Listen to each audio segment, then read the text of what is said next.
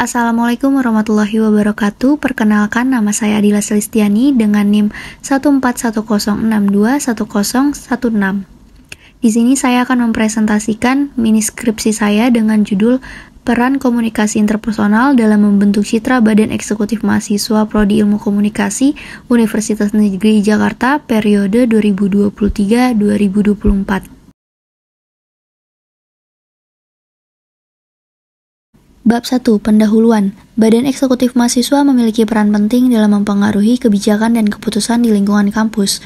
Oleh karena itu, pemahaman tentang komunikasi interpersonal menjadi kunci untuk mencapai tujuan mereka. Penelitian ini akan mengeksplorasi faktor-faktor yang mempengaruhi komunikasi interpersonal di badan eksekutif mahasiswa tersebut dan bagaimana hal tersebut mempengaruhi persepsi anggota mahasiswa dan masyarakat umum terhadap citra organisasi ini. Hasil penelitian ini diharapkan akan membantu dalam merancang strategi komunikasi yang lebih efektif, meningkatkan citra organisasi, dan memperkuat kontribusi mereka dalam lingkungan kampus dan masyarakat. Rumusan masalah, apakah komunikasi interpersonal dapat meningkatkan citra badan eksekutif mahasiswa Prodi Ilmu Komunikasi Universitas Negeri Jakarta periode 2023-2024?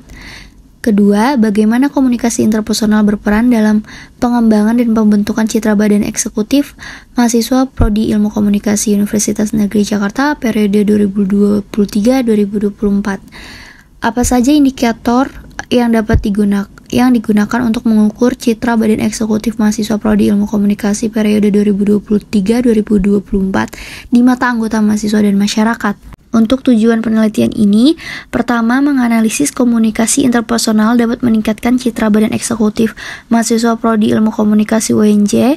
Yang kedua, memahami peran komunikasi interpersonal dalam pengembangan dan pembentukan citra badan eksekutif mahasiswa Prodi Ilmu Komunikasi UNJ. Yang ketiga, mengidentifikasi indikator yang digunakan untuk mengukur citra badan eksekutif mahasiswa Prodi Ilmu Komunikasi UNJ di mata masyarakat dan mahasiswa. Untuk manfaat penelitian yang pertama ada manfaat teoritis. Penelitian ini diharapkan membantu mahasiswa dan peneliti memahami konsep dan teori komunikasi interpersonal serta bagaimana mereka dapat diterapkan dalam konteks politik dan organisasi seperti badan eksekutif mahasiswa. Hal ini dapat meningkatkan pemahaman mereka tentang dasar-dasar komunikasi interpersonal.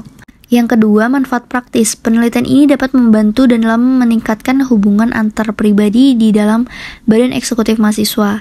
Memahami komunikasi interpersonal yang efektif dapat membantu mengurangi konflik dan meningkatkan kerjasama di antara anggota eksekutif. Hasil penelitian ini juga menjadi basis data yang berharga untuk perbaikan di masa depan. Dengan memahami faktor-faktor yang mempengaruhi citra dan kinerja mereka, badan eksekutif mahasiswa dapat mengambil tindakan konkret untuk meningkatkan kualitas kerja mereka. Temuan penelitian ini dapat membantu dalam pengembangan organisasi yang lebih efisien dan efektif yang dapat memberikan manfaat jangka panjang bagi mahasiswa ilmu komunikasi Universitas Negeri Jakarta. Bab 2. Landasan teori.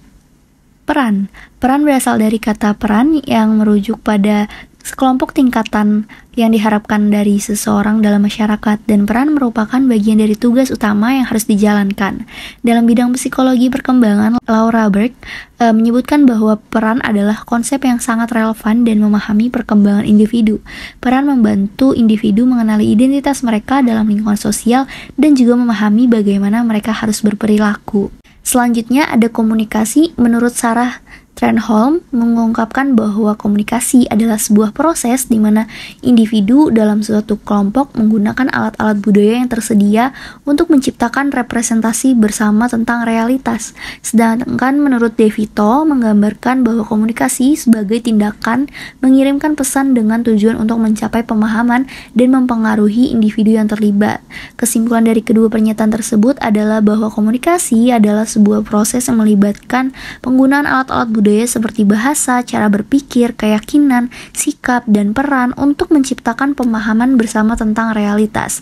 Tujuan utama komunikasi adalah untuk mengirim pesan dengan tujuan mencapai pemahaman dan mempengaruhi individu yang terlibat dalam proses komunikasi. Dengan demikian, komunikasi memiliki peran penting dalam membentuk representasi bersama dan berpengaruh dalam hubungan antar individu ataupun kelompok.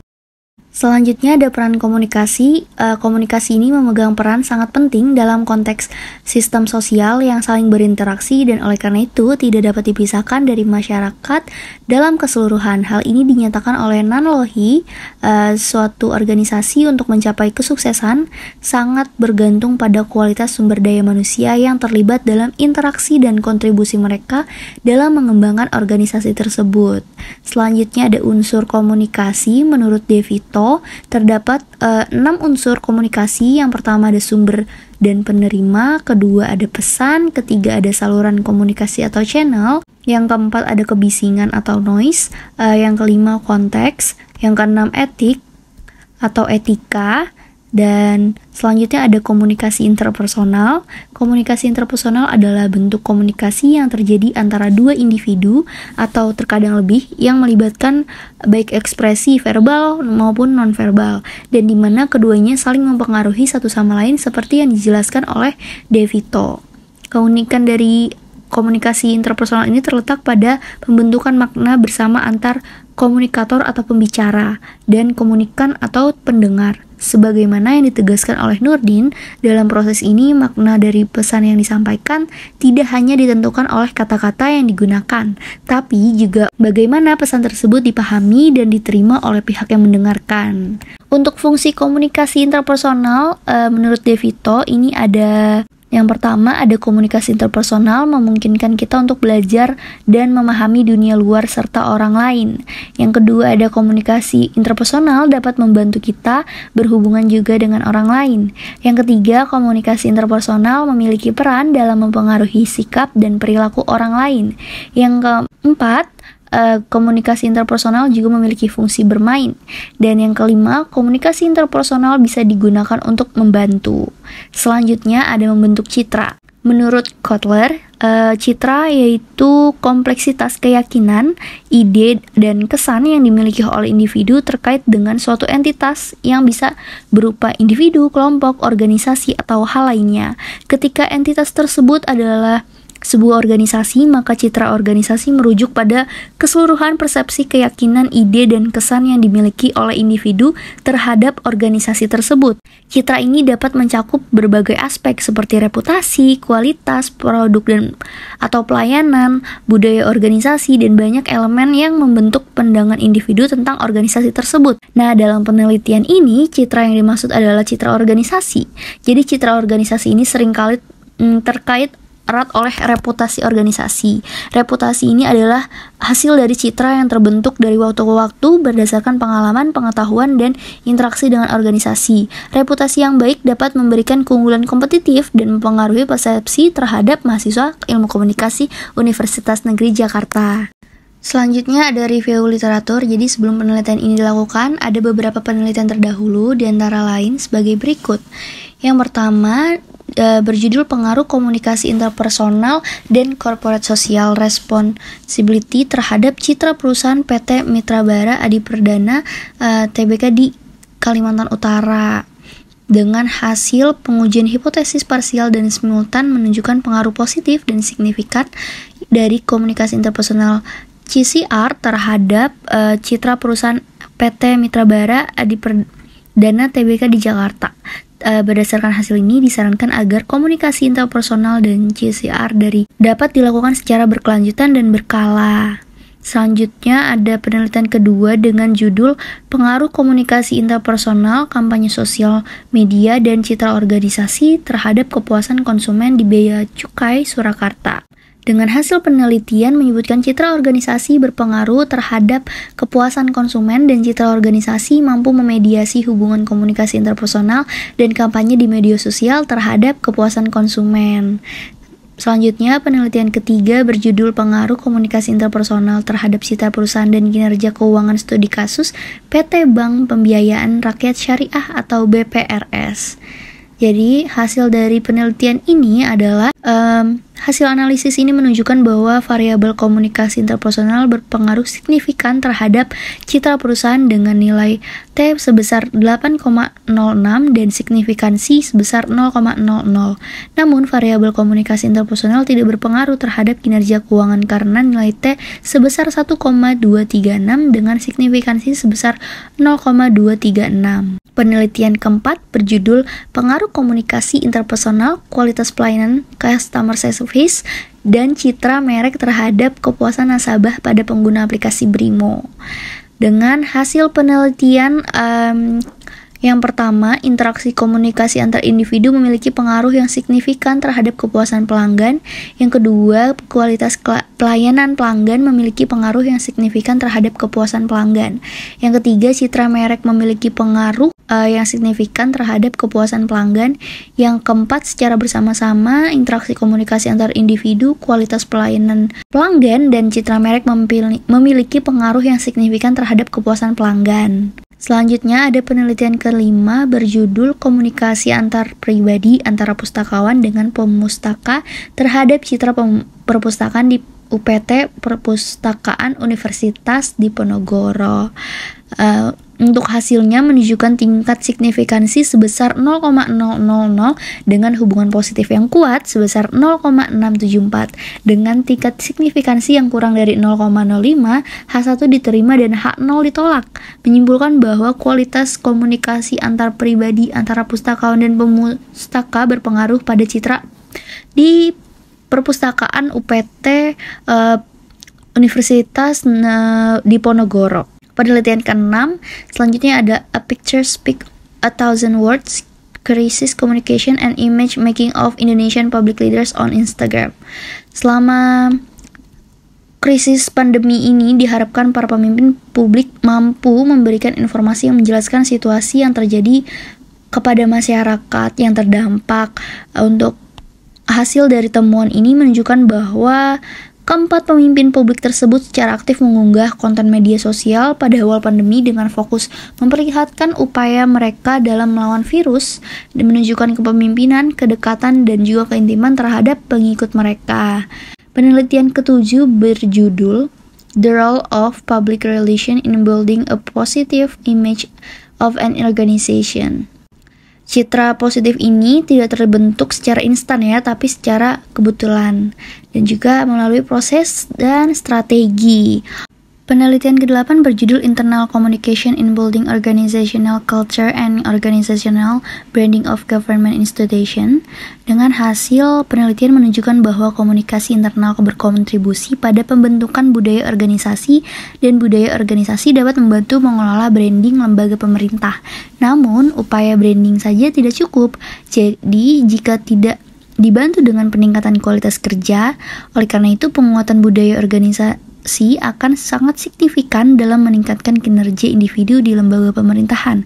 Komunikasi internal mempengaruhi budaya organisasi dan ini akan berperan dalam reputasi perusahaan sehingga pada akhirnya akan berdampak pada branding positif lembaga pemerintahan.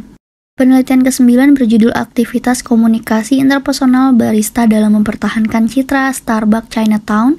Dengan hasil penelitian menunjukkan bahwa barista di Starbucks Chinatown menerapkan berbagai aspek sikap relevan dengan komunikasi interpersonal dalam bisnis, seperti menyampaikan informasi, berbagi pengalaman, menunjukkan empati, berkolaborasi dengan pelanggan, menangani keluhan pelanggan, serta memberikan motivasi atau dukungan kepada konsumen. Nah, penyampaian informasi seringkali terjadi di tempat pemesanan atau pos di mana terdapat komunikasi dua arah antara barista dengan konsumen.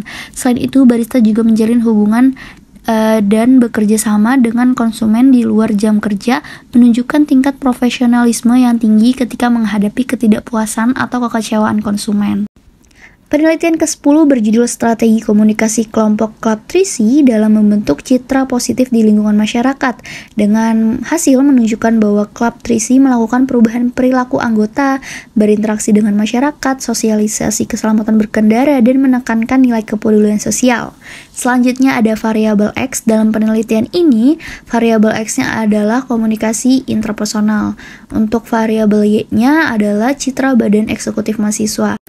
Nah, ini dia untuk model penelitiannya, bisa lihat di layar. Untuk hipotesis teorinya ada dua, adanya efektivitas dan tidak adanya efektivitas peran komunikasi interpersonal dalam membentuk citra badan eksekutif mahasiswa Prodi Ilmu Komunikasi Universitas Negeri Jakarta periode 2023-2024.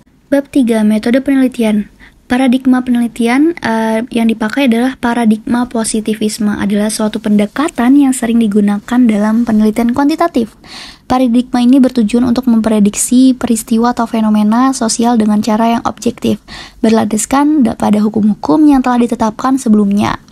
Paradigma ini mengasumsikan bahwa manusia adalah individu yang tunduk pada hukum-hukum sosial tertentu dan perilaku mereka dapat diamati dan diukur melalui proses observasi yang sistematis. Selain itu, paradigma positivisme juga menyatakan bahwa realitas sosial dilihat sebagai objek penelitian yang dapat dijelaskan dan dipahami secara ilmiah tanpa adanya penelitian yang terlibat menurut Anyana tahun 2021. Pendekatan penelitian yang digunakan dalam penelitian ini adalah pendekatan kuantitatif sebagaimana dijelaskan oleh Sugiono pada tahun 2022. Metode penelitian kuantitatif ini didasarkan pada filsafat positivisme dan digunakan untuk menginvestigasi populasi atau sampel tertentu.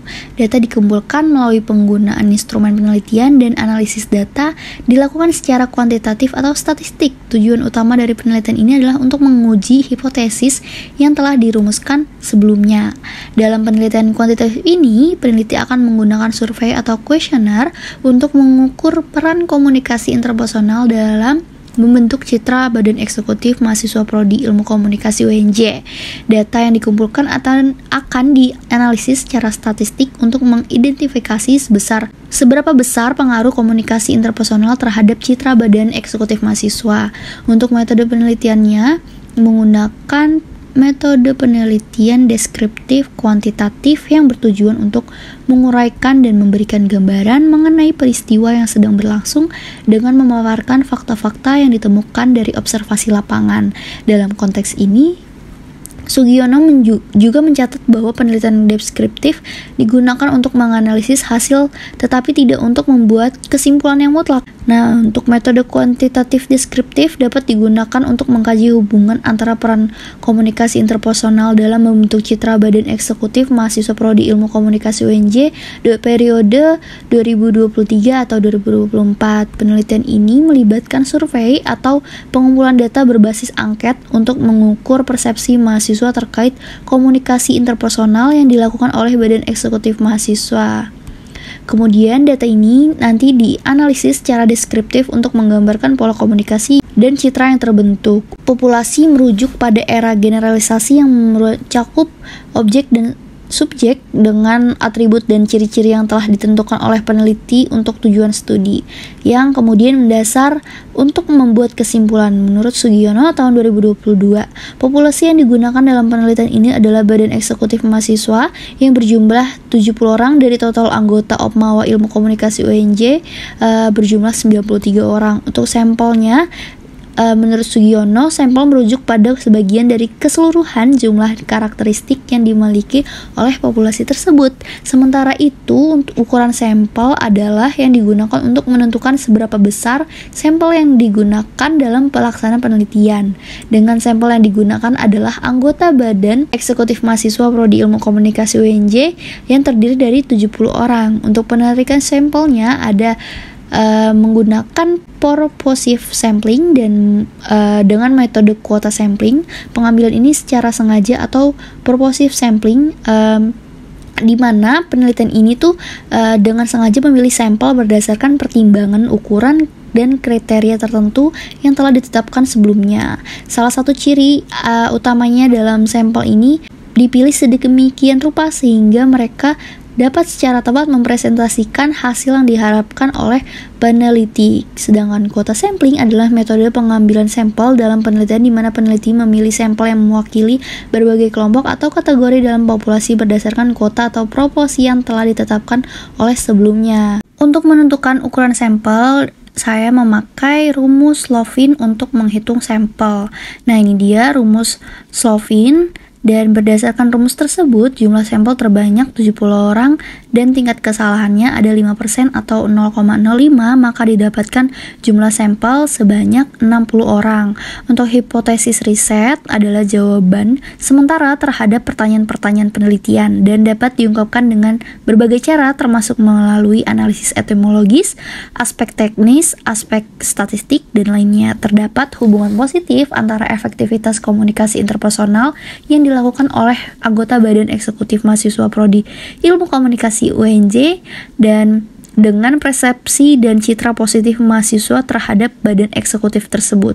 Hasil penelitian ini memberikan pemahaman yang lebih baik tentang peran komunikasi interpersonal dalam membentuk citra badan eksekutif mahasiswa Prodi Ilmu Komunikasi UNJ periode 2023-2024 serta memberikan wawasan yang berharga untuk perbaikan dan pengembangan komunikasi interpersonal di antara anggota badan eksekutif mahasiswa. Untuk hipotesis statistik, ini merupakan penyataan atau dugaan mengenai satu atau lebih populasi. Adanya peran komunikasi interpersonal dalam membentuk citra badan eksekutif mahasiswa. H0 sama dengan 0, maka tidak ada hubungan signifikan. H tidak sama dengan 0, maka ada hubungan signifikan. Jika F hitung lebih besar dari F tabel, maka H0 ditolak, HA diterima. Sedangkan jika F hitung itu lebih kecil daripada F tabel, maka H0 diterima dan H ditolak. Untuk metode pengumpulan data menggunakan pengumpulan data primer dan sekunder. Dalam rangka mengumpulkan data ini, peneliti menjalankan survei dengan menyebarkan kuesioner berupa Google Form kepada anggota Badan Eksekutif Mahasiswa Prodi Ilmu Komunikasi UNJ periode 2023-2024. Untuk metode pengukuran data, yang pertama ada validitas. Jadi validitas ini adalah pengujian digunakan untuk menilai sejauh mana sih alat ukur yang digunakan itu adalah tepat. Uji ini juga bertujuan untuk menentukan sejauh mana sebuah kuesioner dapat dianggap valid atau tidak.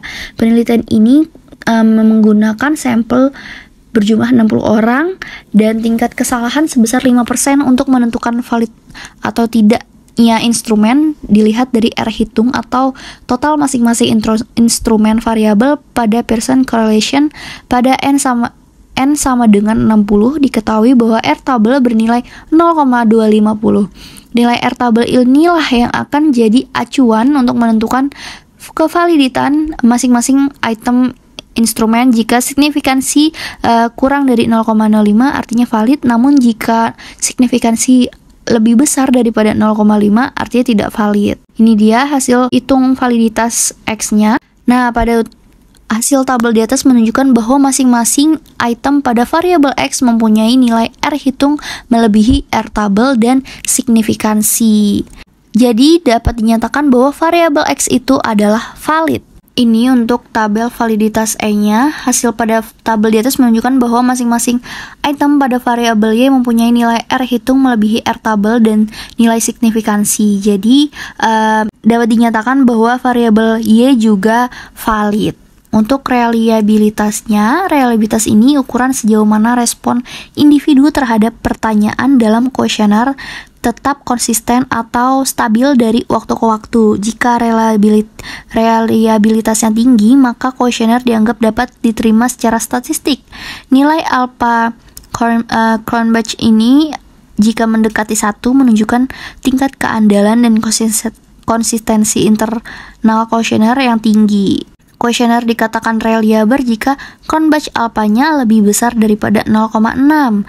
Nah, Cronbach alpha dari variabel X lebih besar daripada 0,6 yaitu 0,83, maka dapat disimpulkan bahwa variabel X dinyatakan kuat, reliable, dan konsisten digunakan dalam penelitian. Dan Cronbach alpha variabel Y lebih besar daripada 0,6 yaitu 0,618, maka dapat disimpulkan bahwa variabel Y dapat dinyatakan kuat, reliable, atau konsisten digunakan dalam penelitian.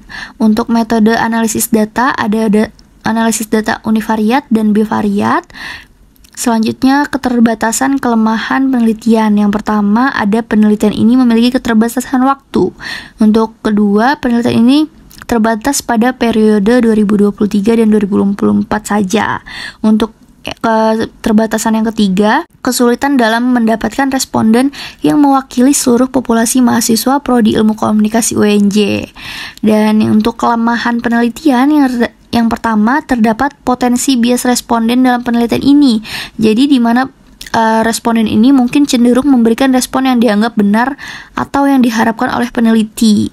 Yang kedua, ukuran sampel yang sangat kecil. Jadi ini tuh membatasi kemampuan untuk melakukan analisis statistik yang kuat dan menggeneralisasi temuan penelitian.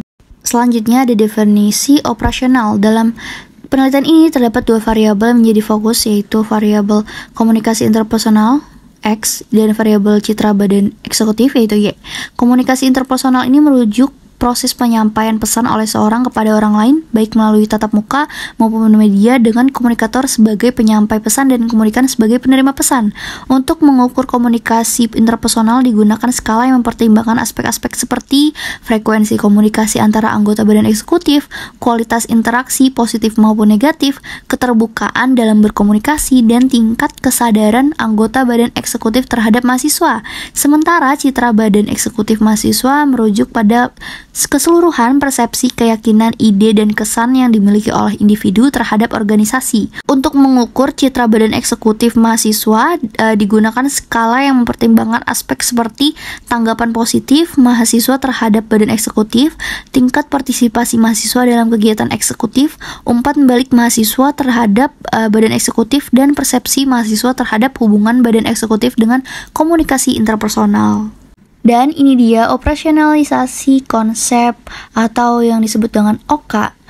Variabel yang pertama ada komunikasi interpersonal, dimensinya itu ada frekuensi komunikasi antara anggota dan eksekutif. Indikatornya yang pertama ada frekuensi berkomunikasi dengan anggota BEMIKOM UNJ, yang kedua efektivitas komunikasi interpersonal di antara anggota BEMIKOM UNJ. Untuk dimensi yang kedua ada kualitas interaksi negatif maupun positif. Komunikasi untuk indikatornya yang pertama ada komunikasi interpersonal di BEMIKOM UNJ menciptakan suasana kerja yang positif. Dan yang kedua, kualitas interaksi antara anggota BEMIKOM UNJ dalam menjalankan tugas eksekutif. Untuk dimensi yang ketiga ada keterbukaan dalam berkomunikasi. Yang indikator pertama yaitu keterbukaan dalam berkomunikasi dengan anggota BEMIKOM UNJ. Yang kedua menerima kritik dan saran dan juga masukan dari anggota BEMIKOM UNJ. Dan selanjutnya ada dimensi tingkat kesadaran anggota badan eksekutif terhadap mahasiswa. Untuk indikatornya ada kesadaran terhadap isu-isu dan masalah yang dihadapi oleh mahasiswa. Dan untuk selanjutnya itu ada variabel citra badan eksekutif mahasiswa. Untuk dimensinya yang pertama ada tanggapan positif mahasiswa terhadap badan eksekutif. Untuk indikatornya ada kualitas interaksi positif atau negatif antara anggota BEMIKOM UNJ untuk dalam mempengaruhi citra organisasi. Yang kedua, menilai hubungan yang kuat antara BEMIKOM UNJ dan komunikasi interpersonal dapat membantu membangun citra positif organisasi. Dimensi yang kedua, ada tingkat partisipasi mahasiswa dalam kegiatan eksekutif. Untuk indikatornya, citra BEMIKOM UNJ mempengaruhi partisipasi mahasiswa dalam kegiatan eksekutif atau pemilihan umum mahasiswa. Untuk dimensi yang ketiga, ada umpan balik negatif mahasiswa terhadap badan eksekutif. Untuk indikatornya yang pertama ada tidak pernah melihat atau mendengar tanggapan atau umpan balik negatif dari mahasiswa terkait dengan citra BEMIKOM UNJ. Yang kedua, mengambil tindakan konkret atau untuk mengatasi atau merespon umpan balik negatif yang diterima. Untuk dimensi yang terakhir ada persepsi mahasiswa tentang hubungan badan eksekutif dengan komunikasi interpersonal. Dengan indikator pertama citra BEMIKOM UNJ saat ini mencerminkan pandangan mahasiswa terhadapnya. Yang kedua, BEMIKOM UNJ telah menunjukkan citra yang positif. Ini dia untuk daftar pustakanya. Sekian yang dapat saya sampaikan mengenai mini skripsi dengan judul Peran Komunikasi Interpersonal dalam Membentuk Citra Badan Eksekutif Mahasiswa Prodi Ilmu Komunikasi Universitas Negeri Jakarta periode 2023-2024. Mohon maaf apabila ada kesalahan kata. Wassalamualaikum warahmatullahi wabarakatuh.